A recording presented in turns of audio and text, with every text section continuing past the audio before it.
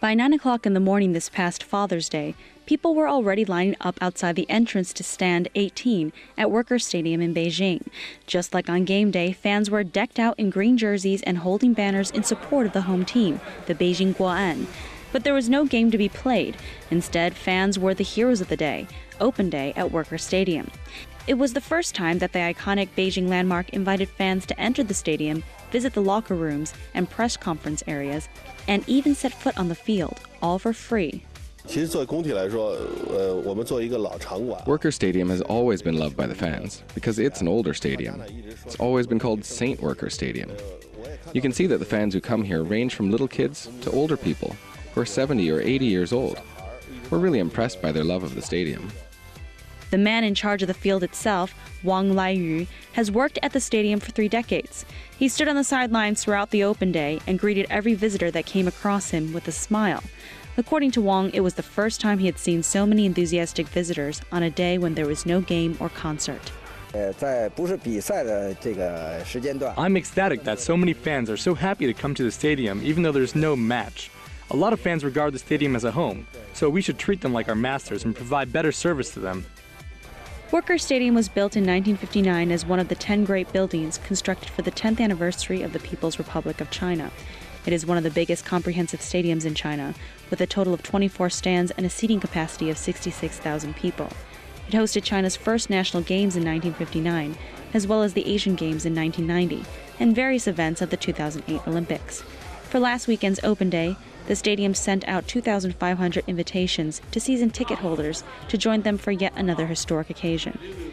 65-year-old Ho has been watching games at Workers' Stadium for dozens of years.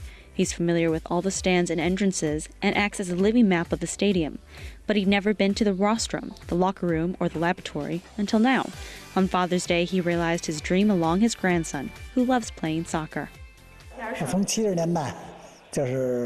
I've watched almost every game in the Workers' Stadium since the 1970s. From Stand 1 to Stand 24, I've sat in every stand here. But there are some places in the stadium I haven't been, like the rostrum. It's so good being here and seeing everything. Workers' Stadium became the home of Beijing Guo'an in 1996, nearly 2 decades ago. Since then, it's become a special place for Beijing's soccer fans.